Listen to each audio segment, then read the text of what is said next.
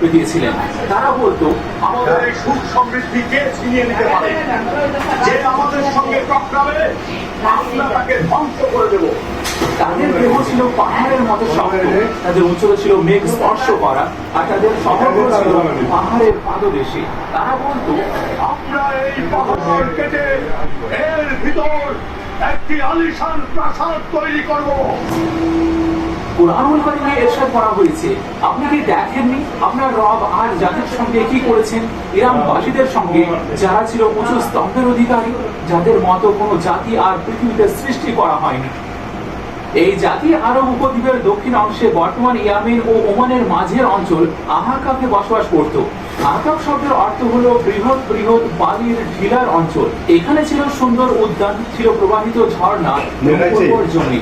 তারা বলতো, এই উর্বর জমি, এই ফল, এই উদ্যান, কেউ কি এমন যে এগুলোকে ধ্বংস করতে পারে? তাদের শহর ছিল ইরাম নামে বিখ্যাত, যাকে জাতুল ইমাদও বলা হতো, অর্থাৎ উঁচু স্তম্ভের শহর। আজ জাতি তাদের শরীরের শক্তি এবং ইঞ্জিনিয়ারিং দক্ষতার জন্য বিখ্যাত ছিল। তারা উঁচু উঁচু প্রাসাদ এবং শক্তিশালী ভবন নির্মাণ করত।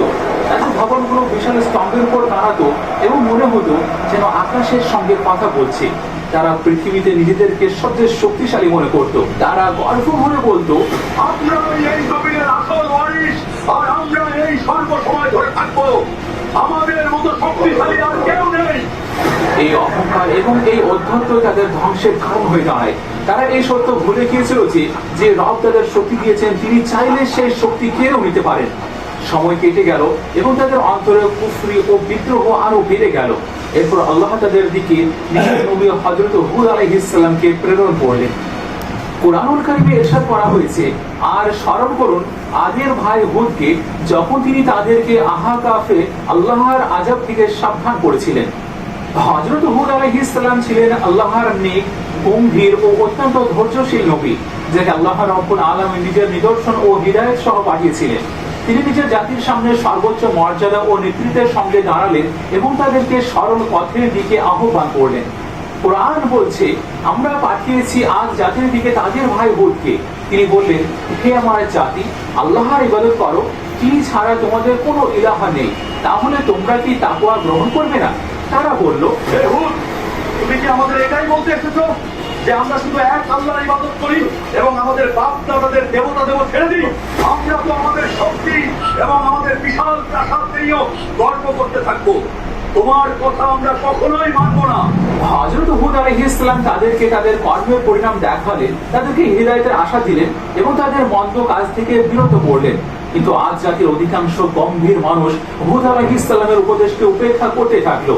কেউ কেউ তো প্রকাশ্য ভাষায় তার কথার উপহাস করলো এবং বলল, হে হুদ, তুমি আমাদের এক আল্লাহের দিকে ডাকছো এবং সেই আল্লাহকে ভয় করতে বলছো যাকে দেখা যায় না। যাও, আমরা কিছুতেই ভয় পাই না। আচ্ছা, এই মহাবিশ্বে আমাদের মতো শক্তিশালী আর কেউ আছে কি?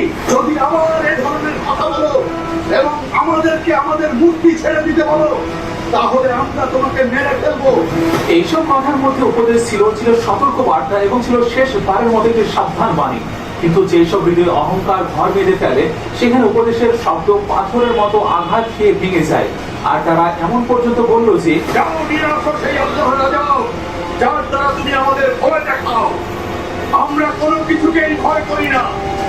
হযরত হুদ আলাইহিস সালামের নিরন্তর দাওয়াত দেওয়ার পরও আজ জাতি ঈমান আনলো না, বরং অহংকার এবং ঔদ্ধত্যে ডুবে রইল।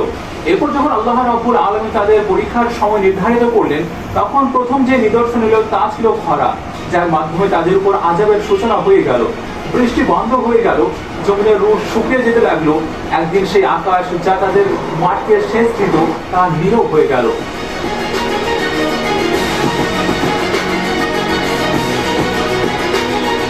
ঠান্ডা হাওয়া এখন গরম হয়েছে, বাতাস উঠলেও তার সঙ্গে বালুর কণা উঠত।